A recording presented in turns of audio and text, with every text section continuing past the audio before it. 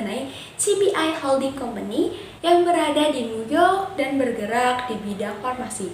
Pada tahun 1991, Castello sebagai presiden dan ketua Dewan CBI menjual 48% kepemilikannya kepada Trustworthy Company of the West, dan jika terjadi aktivitas pemicu pengendalian seperti kegagalan CBI dalam mempertahankan rasio keuangan pada tingkat tertentu dan pinjaman tidak sah kepada Castello dan eksekutif CBI lainnya, CBI diambil alih oleh TCW.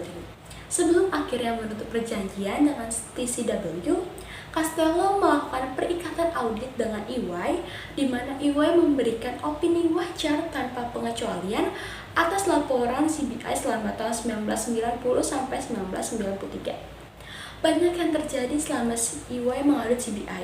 Yang pertama, Castello meminta bawahannya untuk menyajikan hasil operasi perusahaan yang salah untuk tahun 1992 dan 1993 agar ia mendapatkan bonus tahunan yang besar. Yang kedua, meremehkan utang usaha CBI yang besar pada akhir 1992 dan 1993, di mana CBI memiliki utang yang besar kepada vendornya, namun ia menyajikan yang kecil pada laporan keuangan.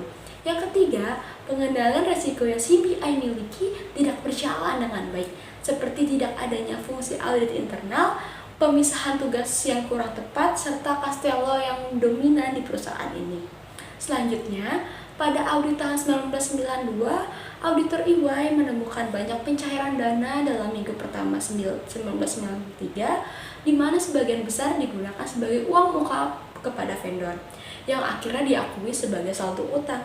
Selanjutnya, EY tidak menguji 5 pemasok besar untuk audit 1992, sehingga hakim menyatakan bahwa sampel pengujian EY tidak memadai.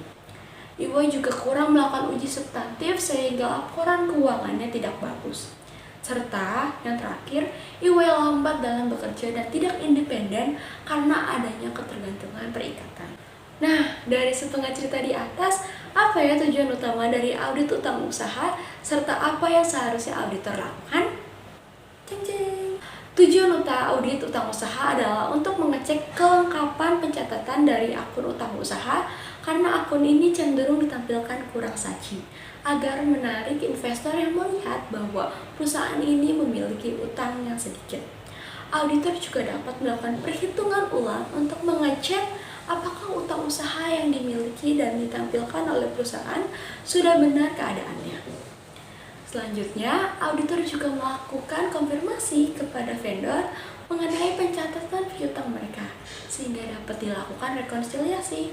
Perbedaan saat mengaudit utang dan piutang adalah pada saat mengaudit piutang, auditor mengecek keberadaan dan keterjadian dari penjualan kredit ini, apakah hanya fiktif belaka atau benar terjadi.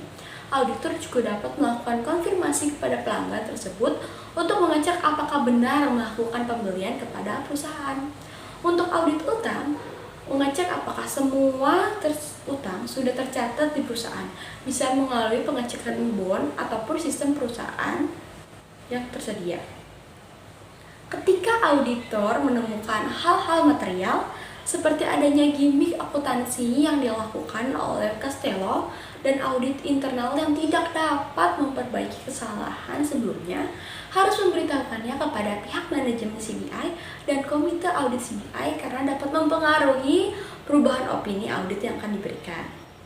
Partner dapat mengeluarkan personil tim audit yang melakukan perikatan dengan auditi ketika personil tersebut tidak dapat menjaga kerahasiaan perusahaan, tidak memiliki etika yang baik seperti dalam tingkah laku dan komunikasi, serta tidak bisa menjaga kepercayaan yang diberikan kepadanya. Partner atau perusahaan audit dapat menolak tawaran untuk mengaudit perusahaan yang memiliki resiko tinggi seperti calon auditi memiliki citra buruk di masyarakat, memiliki potensi permainan harga, terkena kasus pidana atau hukum, serta partner atau KAP tidak memiliki sumber daya yang sesuai dengan kriteria dan keadaan calon audite. Sekian pembahasan kita pada hari ini. Mohon maaf apabila ada salah kata. Terima kasih, dan jika ada pertanyaan boleh tulis di kolom komentar ya. Sampai jumpa.